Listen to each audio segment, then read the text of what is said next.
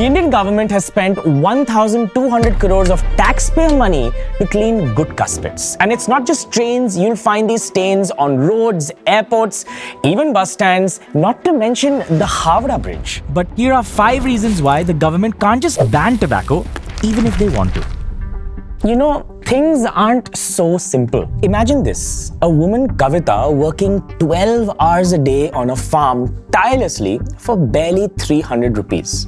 And she's working to earn for a family of 6 people. Now during the day, what would she have for lunch? Maybe dal chawal or something nutritious? But in most cases, it's actually no lunch and just a packet of Gutkha. There are 7 crore Indian women who suppress hunger with Gutkha. And this economically makes sense for them because if they eat less, paisa kam kharch hoga and they can spend more time working, earning and spending less money on food. In fact, if you look at this data here, this chart, you can see that the poor, people living in rural areas and those with no schooling actually have a very high chance of consuming Gutkha.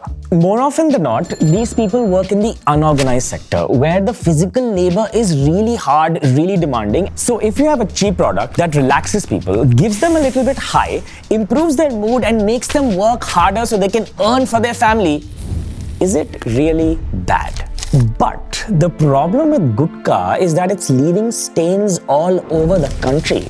And it's a national embarrassment. And you see, because parents are eating Gutkha so openly, then their children also copy. It's easy to hide, it's cheap, and kids actually consume it. तो तुम्हारे पापा डांटते नहीं तुम गुटखा खाते हो? So, should it be banned? Probably yes, right? But it's easy for me to say this. For people like Kavita, the answer is not so black and white. And another reason is culture. You know, tobacco's become a cultural part of India. But how does something become part of culture? Marketing. गुटखा खा रहे हो मर जाओगे तो If you think tobacco and Gutkha ads don't impact anyone, think again, you're completely wrong. Now, technically, you cannot actually advertise these products, but companies are smart. They found a way to bypass these regulations really cleverly. These ads are promoting CDs, soda, bottled water, and even chai, and they're not really promoting a sin. This is called surrogate advertising, where they're advertising a less popular product, but because of the brand association, they're really advertising something else. क्या तमीज़ है ये? क्या तमीज़ है ये? जो गलती इन्होंने दोहराई है, वो आप ना दोहराइए. अनुश्री पान मसाला.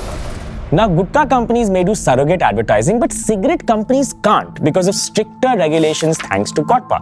But then, how did it even become part of culture?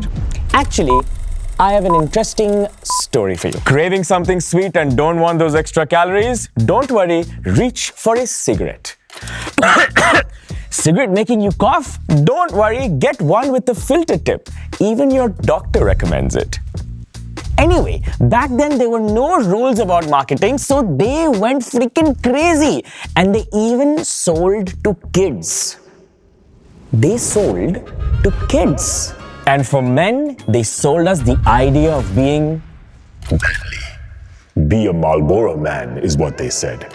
And they became the biggest cigarette seller ever. So if you wondered why Indian teenagers smoke to look cool, now you know. So looking at your friends, the cool kids, everyone trying smoking, in the peer pressure, you also tried once, twice, one more time, and slowly it becomes a habit. And then everyone's doing it and it becomes normal. And that, my friend, is how it becomes part of culture.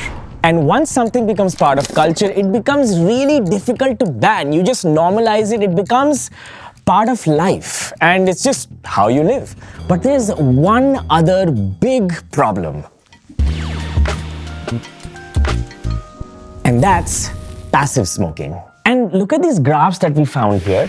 You can see that in North and Central India, over 60% households, people actually smoke. And in some northeastern states, it's 90%. So basically, it means it's culturally normal for elders to smoke in front of people. So younger people will be influenced to smoke when they grow up. It's like when you're in your office and your colleague takes you outside and your smoker friend smokes and that smoke comes right into your nostrils and why? I'm not a smoker. The problem of passive smoking is that you get the repercussions that a smoker gets. You see, at the end of a tip, when a smoker is smoking, that fume is worse than what the smoker is inhaling because there's no filter to filter it. And in fact, if you look at this data here, 1 out of 10 tobacco-related deaths were due to passive smoking. So basically, even if you don't consume bidi or cigarette, you are being affected by it because of the passive inhalation. So why aren't we just banning it? Well, because it makes money for the economy. Okay, this is really interesting. Some women in villages perform the task of being a bidi roller. And if they do this, they get a bidi card. The bidi card is so prestigious that it's almost equal to a government job, giving them regular work, PF, and so many other benefits. In fact, the women who hold bidi cards find it really easy to get a groom and also don't have to pay any dowry. Think about it. The entire tobacco industry employs 4.5 crore people in the entire process. Collection of the leaves, manufacturing, the farming. In fact, just bidi rollers in the country are 44 lakh people. And you have 22 lakh tribals involved in leaf collection. The problem is really simple. If you ban tobacco, these 4.5 crore jobs are at risk. In fact, they'll vanish. It's equal to like a small country population somewhere. 4.5 crore.